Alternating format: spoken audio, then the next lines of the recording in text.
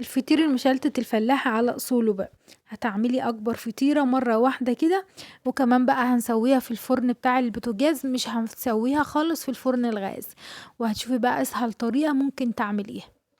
كالعادة حبايبي ما تنسونيش من دعمكم بلايك وشير على الفيديو وتعليق حلو زي قلوبكم علشان اللايك مهم جدا يرفع الفيديو.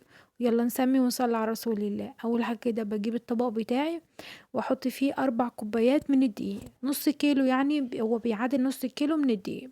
تمام كده. ونوع الدقيق هنا متعدد الاستخدامات او الدقيق فاخر عادي. هحط بقى كده ال4 كوبايات وانخلهم كويس، لازم تنخليهم كويس. هتحطي معاهم كوباية ونص من المية، واحط هنا نص معلقة من الملح ومعلقة ونص من السكر، مفيش اكتر من كده.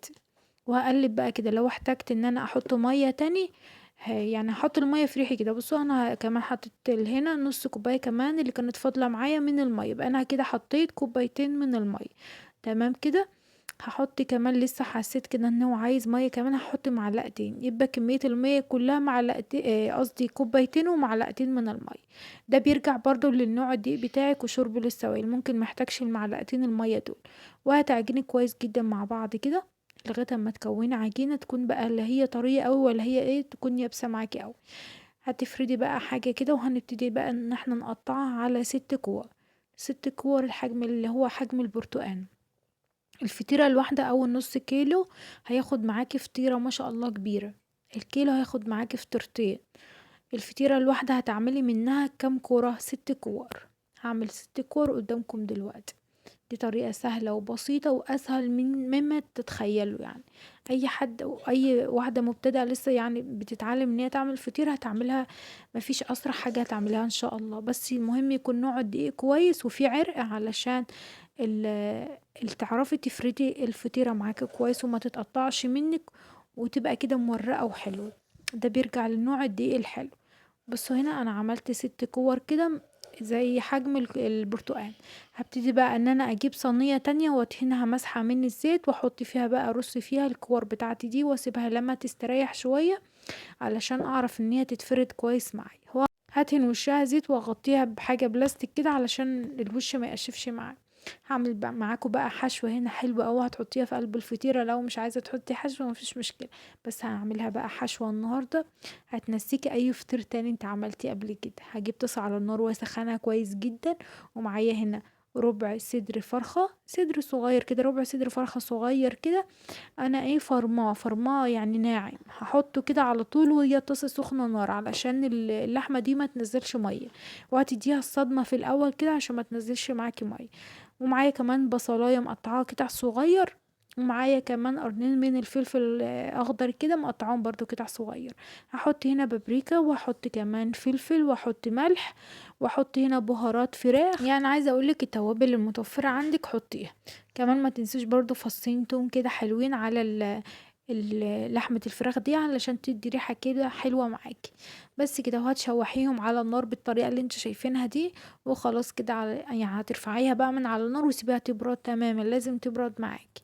بعد هنا الكور بتاعة العجين ما استريحت معانا شوية عشان نعرف نفردها. على الرخامة بقى وعلى اي سطح عمل انت بتفضليه عندك. هتبتدي بس تحطي كده رشة من الزيت او السمنة اللي احنا مسيحينها دي. انا معايا نص كوباية من السمنة مسيحاها على النار علشان الفطيرة متاخدش معاكي سمنة كتير. وهنفرد اول كورة كده، هتحسي كده ان هي بتتفرد معاكي بكل سهولة. اول حاجة كده لازم تحطي كده شوية من السمنة على الوش وتفردي بقى بكفين ايدك كده، هتتفرد معاكي بكل سهولة. بصوا بقى هوريكم دلوقتي طريقة سهلة جدا ان شاء الله تعمليها في ثواني. بصي هتفردي اول كرة كده بالراحة كده، هتحسي ان هي بتتفرد معاكي بسرعة علشان انتي مريحاها كويس جدا. بعد ما فردناها كده هنبتدي بقى نحط الحشوة اللي احنا عملناها، سواء حشوة فراخ او حشوة لحمة او حشوة جبن، مش فارقة كتير يعني الحشوة اللي انت حباه. وهطبقي الجنب ده على الجنب ده، وبرضو تحطي سمنة كده علشان خاطر تبقى مرقة معاكي. بصي دي اول حاجة عملناها كده، احنا كده عملنا غلفنا اللحمة بتاعتنا. بس كده هتجيبي بقى الصينية اللي انت اصلا هتسوي فيها وتحطيها فيها بقى. بعد ما طبقتيها كده كلها على بعضها ويعني دارينا اللحمة خالص، هنبتدي بقى احنا نشيلها في الصينية اللي احنا هنسوي فيها في الفرن. هجيب بقى هنا تاني واحدة معانا اهو، تاني كورة كده، وهنفرد برضو بنفس الطريقة اللي احنا فردنا بيها المرة الاولانية. بصوا، لا محتاجة نشابة ولا محتاجة اي حاجة، بالسمنة كده، وهتحطي مسحة سمنة وهتفردي، هتتفرد معاكي بكل سهولة. طالما انتي مريحة العجينة كويس جدا هتتفرد معاكي بكل سهولة.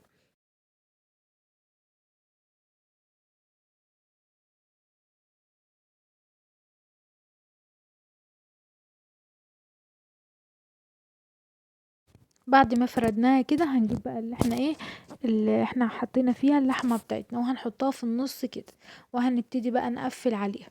هنقفل عليها من الجنب ده ونحط برضو سمنة ما تنسوشي. وبعدين كده هنجيب الجنب ده والجنب ده وانتي بتفرديه، بصوا، وانا بفرده كده علشان خاطر تبقى في كلها طبقات كده وممرقة وخفيفة كمان، ما تبقاش تخينة معاكي، الحروف دي ما تبقاش تخينة بعد السوا، لازم تفرديها كده. وهتبتدي برضو تحطيها تشيليها كده عبال ما تفردي غيرها، عبال ما تفردي تالت واحدة ورابع واحدة، لغاية اما تخلصي الست كور بتوعك، بتوع الفطيرة بتاعتك زي ما قلتلك كده. لو عايزة تعملي فطيرة واحدة هتاخد معاكي 6 كور، لو عايزة تعملي فطيرتين يبقى هياخدوا معاكي تعملي بقى كيلو، تزودي بقى يبقى كيلو، دي كيلو بقى، انا ده نص كيلو بس، فهياخد معايا فطيرة واحدة.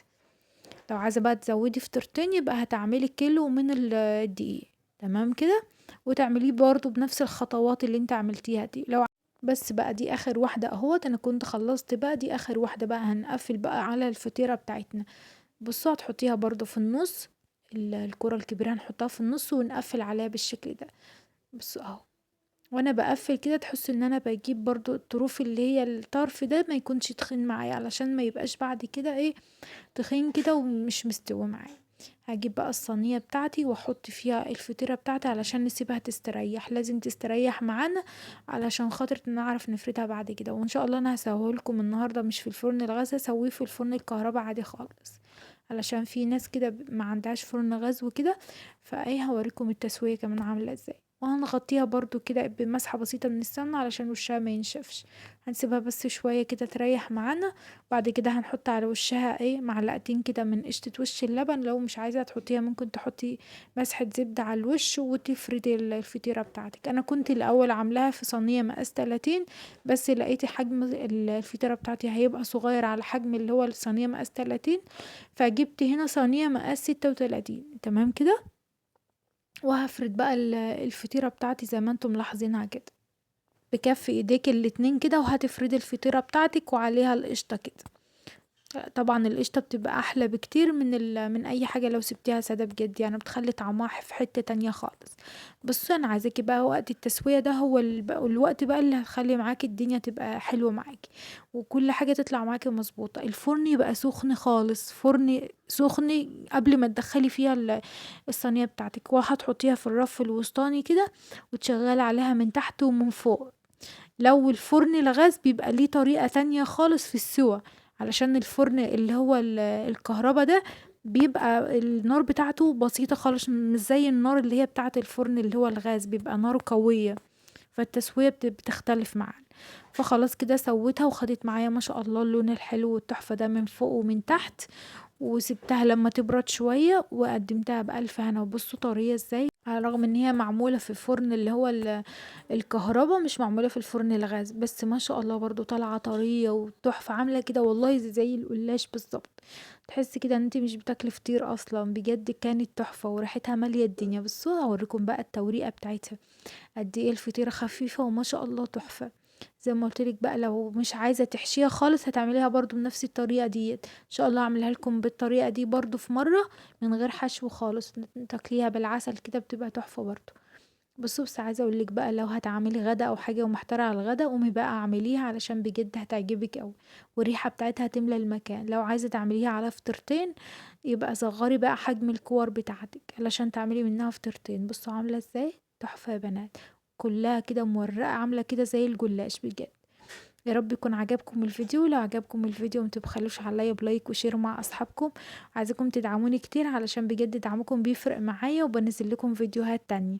ان شاء الله اشوفكم على خير في فيديو تاني جديد، واقول لكم السلام عليكم ورحمة الله وبركاته.